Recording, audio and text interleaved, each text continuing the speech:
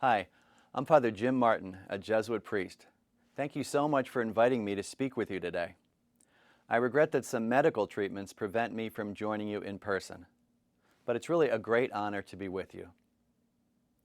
On June 12, 2016, 49 people at Pulse, a nightclub that attracted a largely LGBT clientele in Orlando, Florida, were shot and killed in what was at the time the largest mass shooting in U.S. history. In response, there was an outpouring of love and support for the LGBT community from almost every quarter in the country. One notable exception was the Catholic Church, my own church. While the U.S. Conference of Catholic Bishops issued a brief 4-line statement, the words gay or LGBT were absent from it.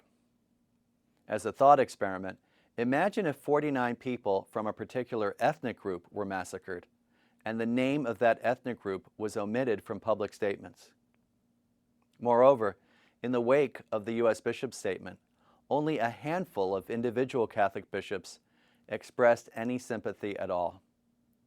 The vast majority said absolutely nothing. Even in death, the LGBT community remained invisible to much of the Church. The Catholic Church's difficulty in ministering to and even trying to understand LGBT people has led to Catholic magazines and websites that vilify them, priests who single them out in homilies as the world's worst sinners, and even statements from cardinals, archbishops, and bishops overseas siding with repressive anti-gay laws that provide for the arrest and even execution of gay men and women. Why am I bringing this up? Because when it comes to the role that religious actors and organizations can play in combating hate crimes, the most effective thing they can do is to get their own houses of worship in order.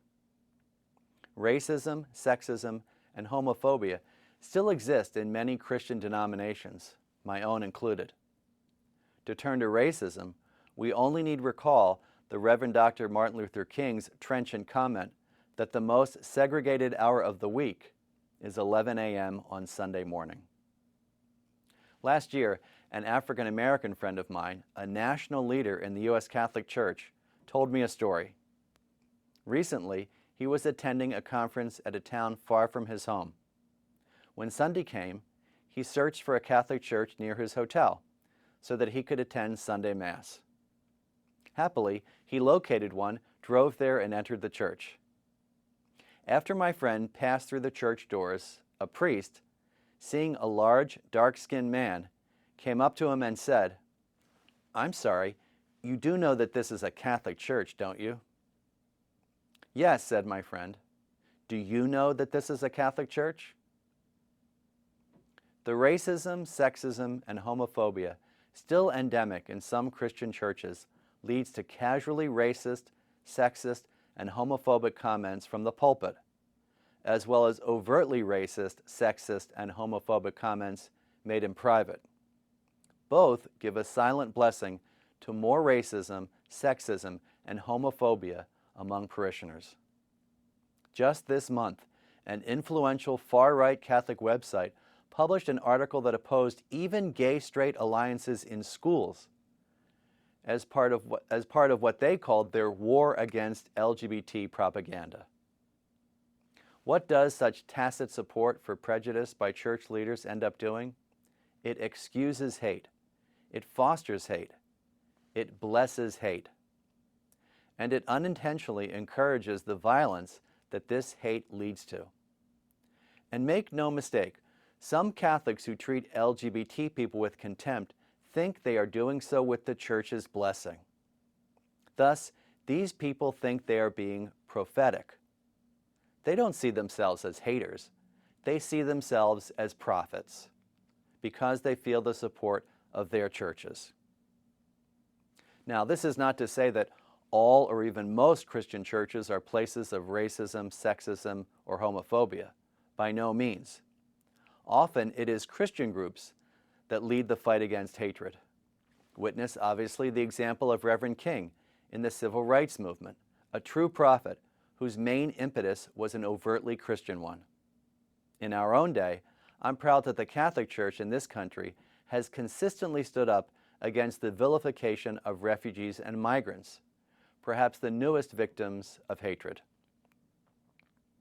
But any actions or speech that mock, stigmatize, dehumanize, or otherwise target specific persons or groups of people is completely opposed to the Christian worldview. Why? Because it legitimizes seeing a person who is different as the other. And this is completely antithetical to the actions of the Jesus whom we encounter in the Gospels. In fact, Jesus reached out first and foremost to those who were seen as other in his time: women, tax collectors, prostitutes, Samaritans, Roman centurions, people who were sick, and on and on and on. Jesus is always bringing those on the outside in. He brings the outsider into his circle of friendship. Because for Jesus, there is no us and them. There is only us. So the most important thing that religious actors and organizations can do to combat hate crimes is not only to fight the hatred on the outside, but on the inside as well. How? First, by taking a clear look at how their organizations speak of and minister to members of marginalized groups. Second, by reaching out to these groups, specifically to make them feel welcome into what are, after all, their churches too. Finally, by taking every opportunity to stand with them publicly, to advocate for them, to fight for them, even at the risk of losing some parishioners.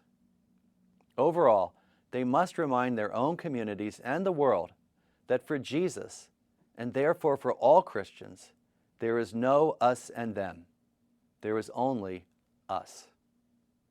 Thank you very much.